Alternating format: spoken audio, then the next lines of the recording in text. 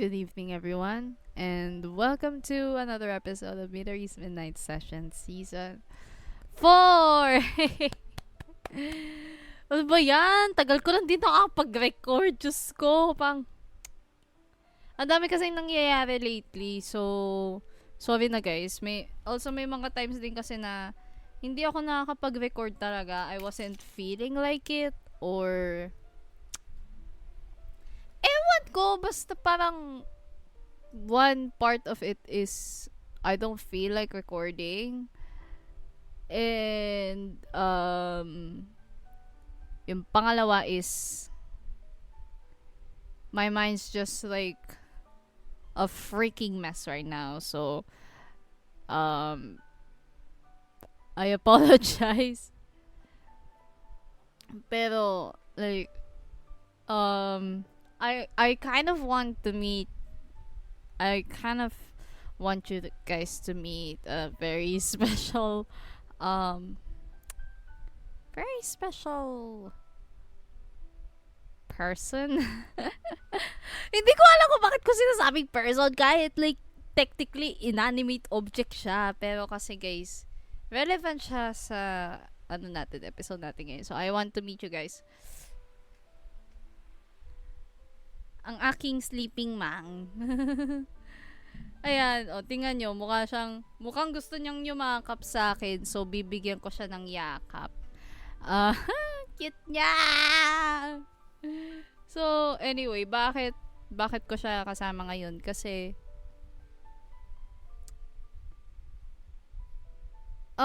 last week kasi, nagano ako, 'di ba? If you remember, I performed for the first time in I don't know how many months it has been. Like, madalang lang talaga ako mag-perform. And with that, nakuha ko guys ng 5K na talent fee. So that is huge already for somebody who's still a budding artist. And syempre, like, the usual nilibre ko. May nilibre ako. I bought like some essentials. What else? Like, bumili ako ng ticket para sa Jornsem. Binilhan ko yung kuya ko ng cake kasi kaka-birthday niya lang. And ito yung aking sabi nga ni mama nun, bumili ka ng bagay na may sentimental value. And ako kasi parang hindi ko alam kung ano yung merong sentimental value. Like, I could probably buy some makeup brushes to bring with me.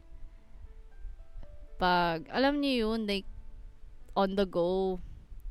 Syempre, kailangan ko maging kikay. Like, sa mukha lang, syempre, hindi mukhang kikay, pero kikay talaga ako.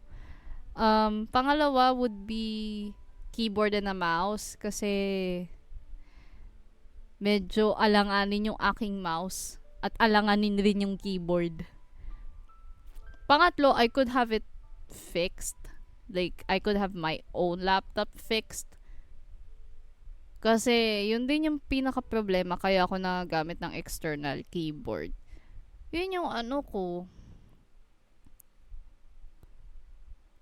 And, I settled on this kasi, as you all know, I've been on therapy for the past month. And, sobrang daming bagay na naiisip ko with each session kasi we meet weekly. Tapos lalo na ngayon na alam niyo yun, medyo sobrang natitrigger ako. Like, actually, like nitong Lunes, guys, nitong Lunes kasi parang na bad trip ako kasi well, the first reason is walang therapy for the week. CU games. So, syempre, with that, no office, all that shit. The second reason is, like, my new technical critic wanted to meet with me. And so I decided to show up and I waited for quite a bit sa labas ng office niya. And when I came back, she was already gone. So I was just like, oh fucking hell. I just left in a rage and I was just so pissed. Like, girl, I waited for you for 2 hours. Yes, like, can you just accommodate me for a bit? Like, I just wanted to talk to you and then like, I waited for you for like 2 hours tapos like, I'm sorry, like, umepal pa ako, like, girl, like, sorry, like, I'm trying to be a bother, and she was like, I don't like it, please be respectful. I'm like, are you serious right now? Are you fucking serious right now? Are we being for real here? Kasi, as far as I know, your colleagues haven't given me the respect and the damn grace. Like, naalala ko sabi ng best friend ko, we'll give you as much grace as we can. Pero you have to move forward it. Putang ina, guys, kung there's just so much shit that has to be broken down into little digestible pieces of information. Akala nyo ba ganun lang yun kadali? You think it's that easy? Like, mga bakla, sana nagte-therapy kayo, please. Kasi right now, hindi natin masasabi eh.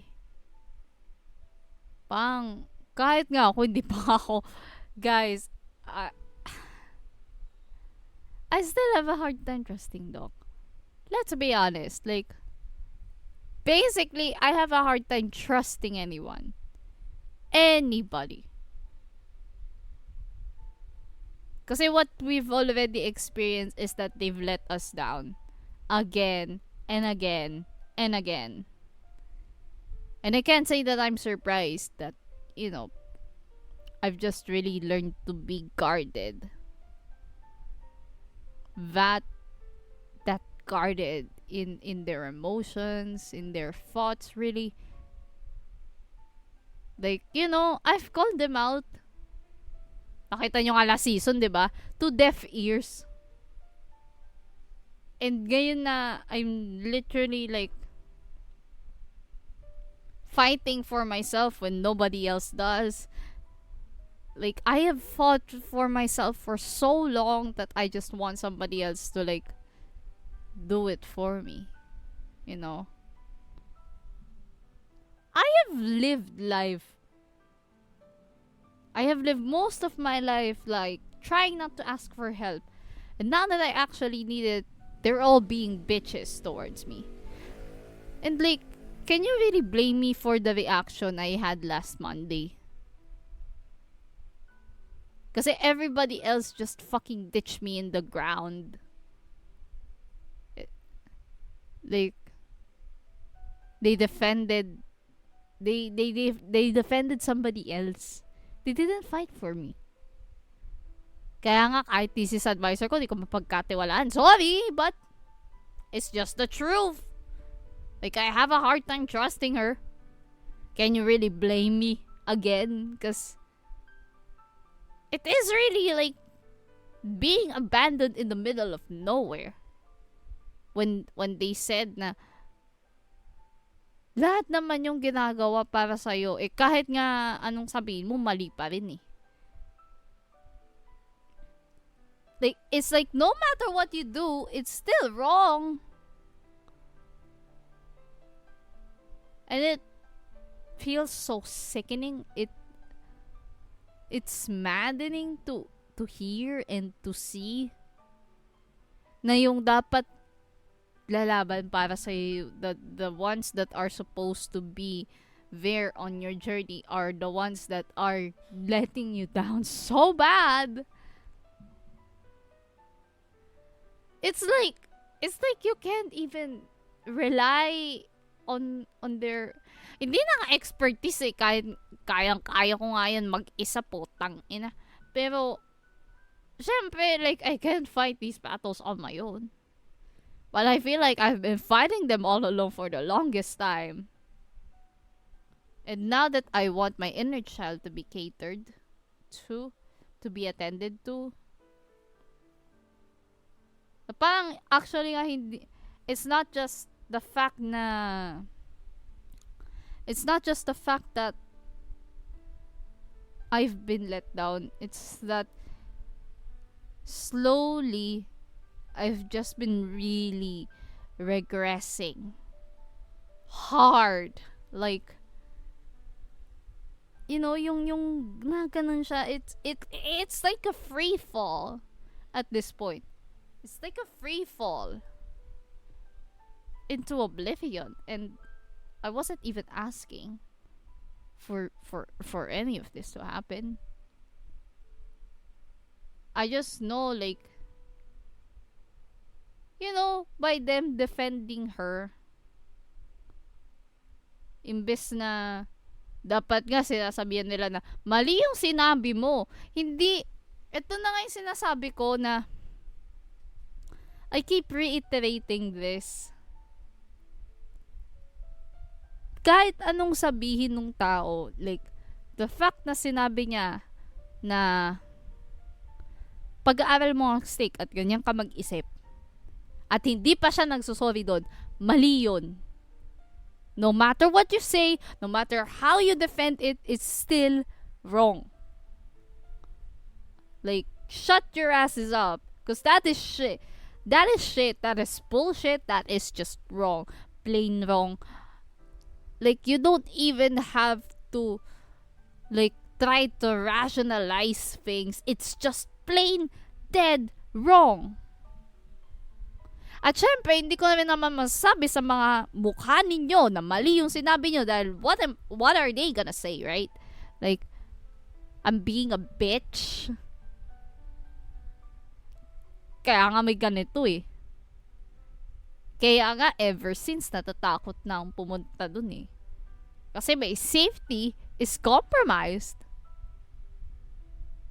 Kasi alam ko, these people will let me down time and again. And I'm so scared na I wasn't bitching around. Like, do you literally know why I keep covering up? Kahit na hindi ko naman gusto. Kahit na naiinitan ako sa panahon ngayon, hindi ko naman kinusto eh. That's why I bought Mang in the first place, because he's masked. I feel him a lot kasi alam niyo yung there would be a time where I would be, you know, be myself again in my own terms. But it's not now. I know for a fact that I'm not at all okay, and I wish I was pretending I was really fine. But too bad, because I'm a real person. And at the very least, I have a fucking moral code. Right? At least I have fucking morals. Like, kahit anong gawin nyo, invalidating yun sa tao eh. Like, parang alam niyo yung inner child ko na she's just there. She's left to to fend for herself. Yun lang yun eh. Parang, you really leave somebody to fend for themselves. Hindi sa hindi mo naintindihan, pero okay, sabihin na natin, hindi mo talaga naintindihan. Pero konting respeto man lang. Ang pinakamasakit din kasi sa sinabi niyang yun is the fact na alam niya yung kwento eh. Buti sana kung hindi mo alam. Buti sana kung bobo ka at you chose to ignore the story, which I think you did, but you know, like sana man lang parang bigyan mo man lang ng konting decency ba? Dignidad yung tao. Akala mo ba ganun lang yung kadali? Na ganun lang ako mag-isip kasi what for the sake of ganun lang mag-isip. Diba parang buti nga kamo hindi ko pa nilalapit sa din eh. But I'm seriously considering it. The only problem is if this technical critic of mine decides to be a bitch towards me, I'm sorry, but I don't really have a choice, do I?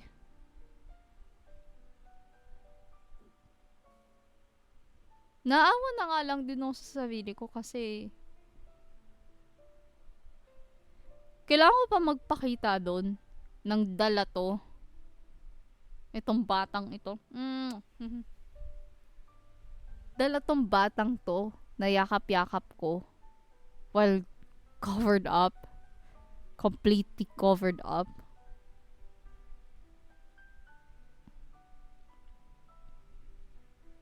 Na kailangan ko pa bang ipakita? Kailangan ko bang i-justify pa? Na ito nga yung tao, parang you can't even give her the slightest bit of decency because what, she was being a bitch? Because what, she decided not to really re-traumatize her? Because that's what it is eh. It's basically re-traumatizing to hear such a comment, right? Like pang hindi nyo ba alam? Nakakaano yun? Like, it's a term. It's a real term. Re-traumatization is a real term. I'm just not bitching around, you know? Like,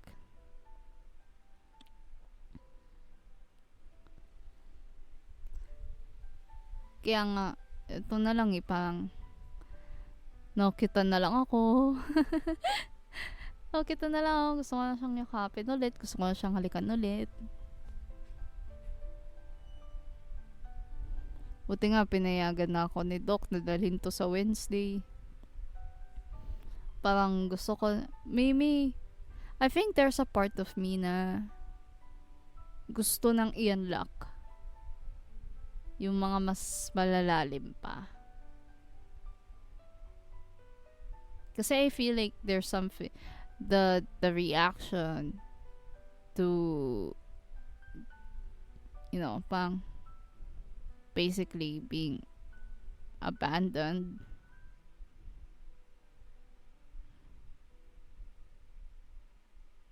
I think there's something needed to be addressed there. Na siguro di din alam ng mga tao. Di rin paano ko ba siya sasabihin? Like, hindi rin nila alam kung paano i-handle. Kasi ang alam lang nila, naririnig lang nila sa balita. 'Di ba? Naririnig, napapanood, nakikita sa social media. But they don't know the experience, the aftermath na kailangan mong suungin. And now that they are seeing it in real time,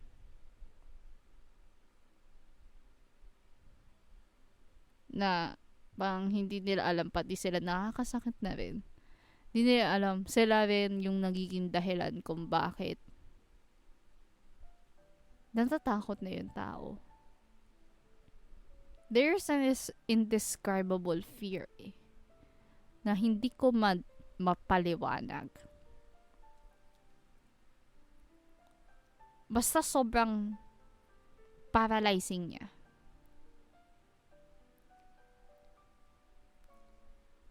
Na gusto ko sabihin kay Doc, sige, okay lang kahit natatakot ako.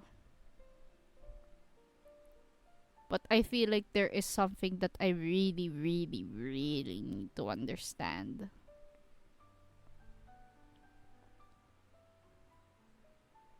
Na syempre, parang kumbaga sa part ko din, you know, parang I felt like I had to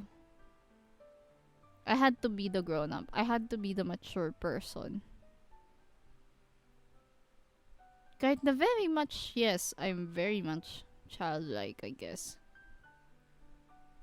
Parang more so now like more now that I feel and probably act more like a child than a grown adult.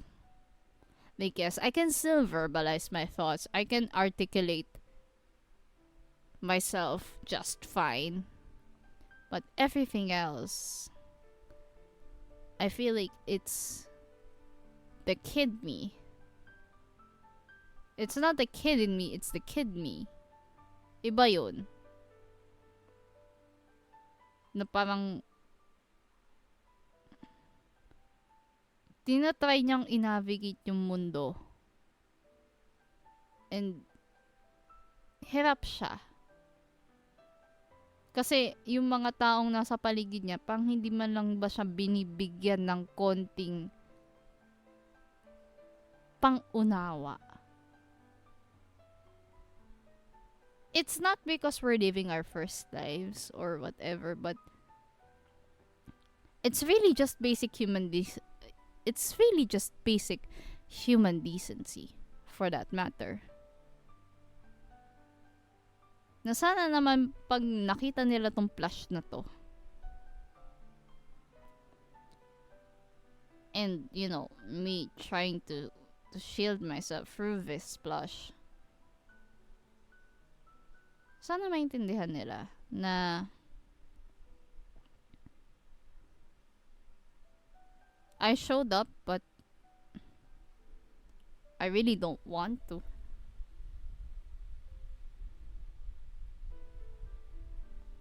Natakot na nga ako eh. Paano pag husgahan nila ako? Paano pag mukha akong bata sa kanila, diba? Hindi naman ako naghahangad ng sobrang, basta yung itrato ba nila akong parang tao, like hindi ako grade. Please lang. Tang ina. Stop treating me like a fucking grade na kailangan nyo lang i-accomplish within a year's time. Stop it. Please.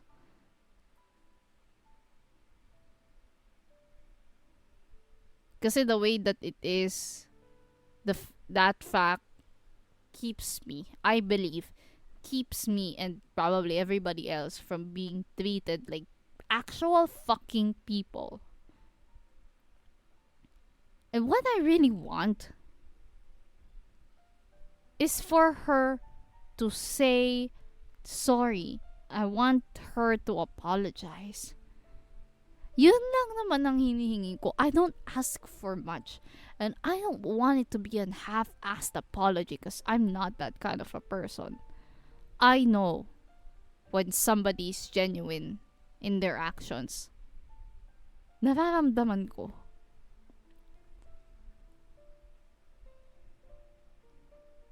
And I also know when someone's being a bitch.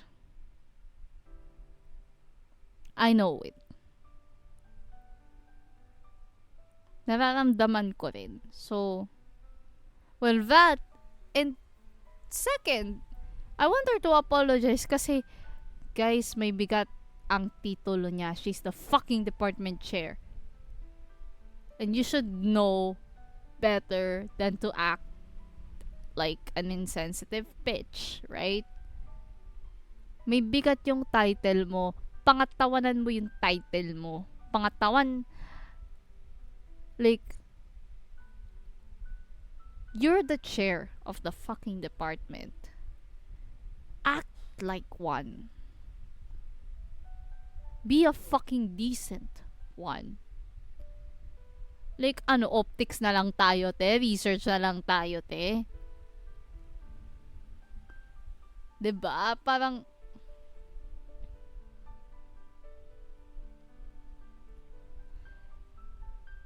and hopefully the third negotiation would be my third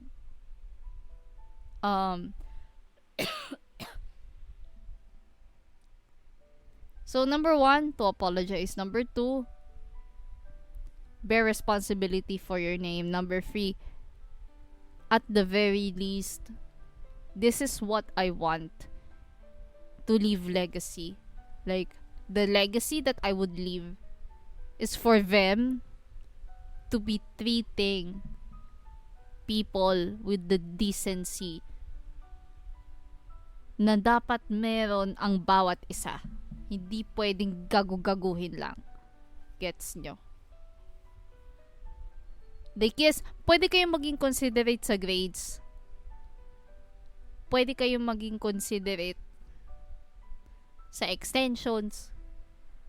But at fucking least, be a decent person when they say that they're going through a hard time, and that calling somebody na ganun ka lang mag-isip doesn't help the person or the circumstance at all. I want them to treat this kind of very dramatic experience seriously. Sabihin man natin na, for example, nakalimutan mo, but it is stored. It's very much in the body, guys. Kaya nga ako very hostile na towards them eh. Hindi ko wala nang akong kinakausap dun, di isa. Diyos ko.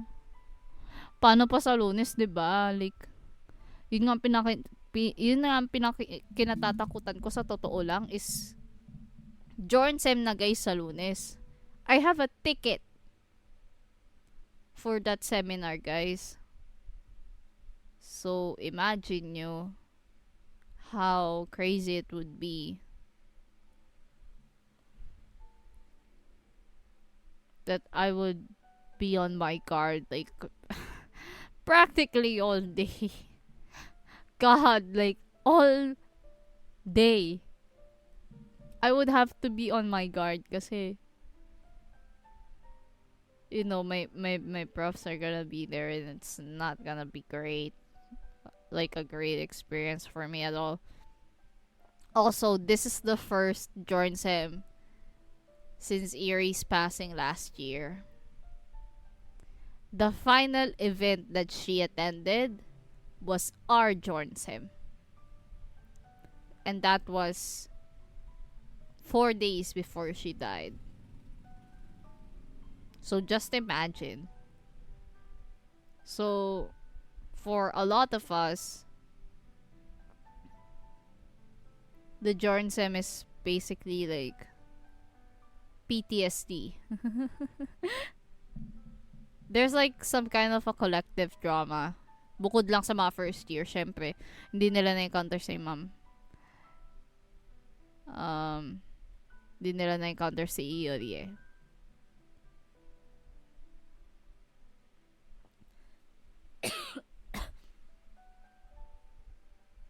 I think there's like, it is such a bittersweet time din. Kasi sobrang, like, alam niyo yun, parang, we weren't, I mean, her passing was so sudden too. So, well, that, and, again, the hostility, being scared. Baby, you know what? I'm there to fangirl. Duh. I'm there as a fangirl first, journalist second. Cause that's who I've always been. And especially in the journalism sphere. I'm always a fangirl first. Ika nga ni Satoru Iwata, diba? On my business card, I'm a corporate president. In my mind, I'm a developer. But in my heart, I'm a gamer. And that ends today's episode of Midori's Midnight Sessions. I will see you next time. Bye bye.